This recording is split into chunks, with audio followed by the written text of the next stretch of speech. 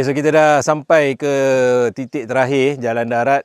Kita berada di Kampung Nangga Jelai. Ni sekarang kita berada di jeti. Nak naikkanlah barang-barang ke atas bot, yang mana akan mengambil masa lagi dalam 20 minit ke 30 minit. Barang-barang kecil, inverter, bateri semua dah jalan naik. Ni nampak macam cuaca makin gelap. Kita settlekan barang-barang yang sensitif dengan air dulu. Ni sekarang tinggal solar panel lah. Solar panel kalis air. Cuma panel ni pun ada sikit cabaran sebab panel ni besar, 2.4 meter, darat 1.2 meter. Ini bot yang digunakan. So kita belum naikkan lagi panel. Tak tahu panel ni nak berdiri ke, baring ke, melintang ke, pakai dua bot ke. Lepas ni kita test pula. Ni trip yang terakhir lah.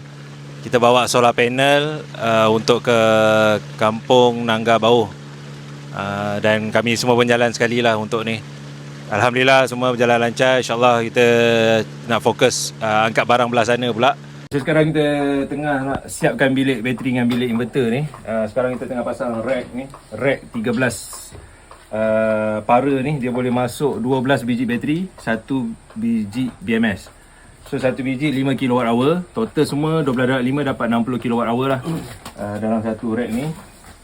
Bateri ni jenis high voltage. So setiap satu bateri ni dalam 50 ke 100. Dan total akan jadi lebih kurang 300 ke 400 volt lah, sebab dia high voltage. So kita nak siapkan bilik bateri. Kita siapkan dulu rak-rak bateri ni. Lepas tu baru kita masukkan inverter. Bilik genset kat sebelah. So senang je kita nak connectkan, supaya jadikan sistem kat sini jenis hybrid lah. Satu kelebihan tentang high voltage ni, kabel yang digunakan tu tak perlu tebal lah, sebab dia high voltage, M dia rendah kan. So 10 mm kita pakai.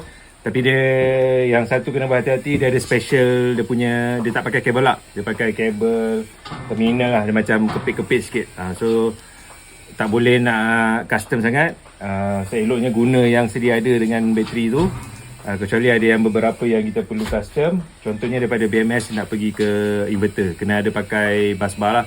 Bus bar tu pun kita beli yang kita guna yang high M.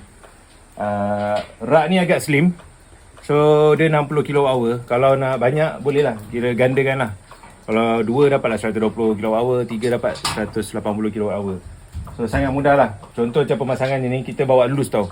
Kalau yang betul-betul outdoor unit, CNI punya unit tu boleh 215 kWh. Tapi memang cerita dia kena pakai crane, kena pakai kontainer sebagainya lah.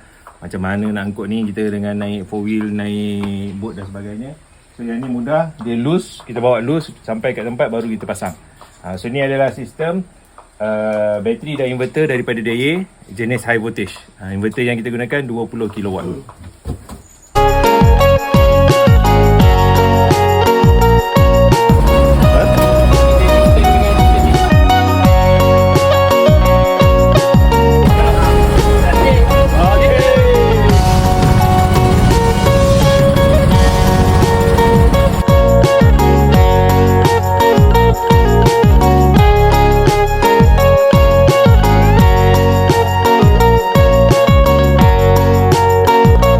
Kita dah masuk dan naikkan inverter high voltage 20 kW.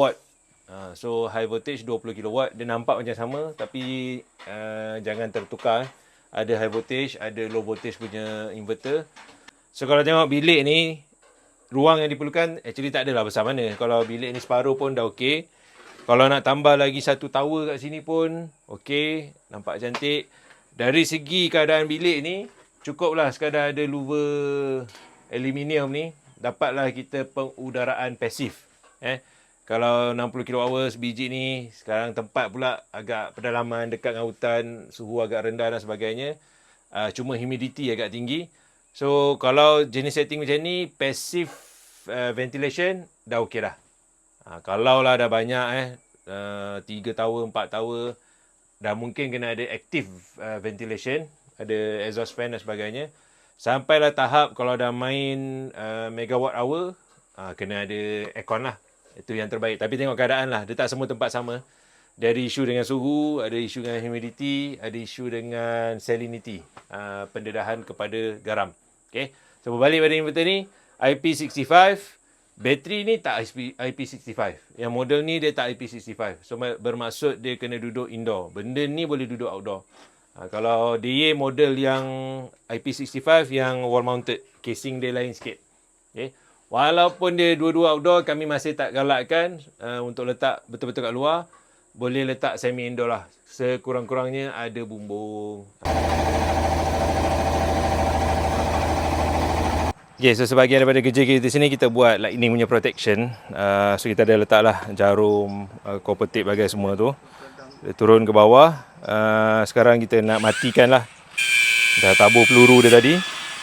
Itu dia persembahan bunga api pada hari ini. Okay, so saya dalam perjalanan pulang daripada Nanggabau pulang ke Sibu. Saya seorang je pulang. Tim kami 4 orang masih ada di Nanggabau. Alhamdulillah progres saya rasa 60 ke 70% sudah siap. Mereka akan lakukan penyambungan dan energize lah. Masih dalam sehari 2 hari lagi. Tim B, tim kedua kami akan datang ke Sibu juga untuk pemasangan solar di tempat yang seterusnya. Saya pula akan lanjutkan perjalanan ke Ningbo, China untuk sesi lawatan kilang bersama klien untuk produk DIY, inverter dan juga bateri DIY. So doakan semua perjalanan dapat berjalan lancar. InsyaAllah kita akan teruskanlah momentum ni.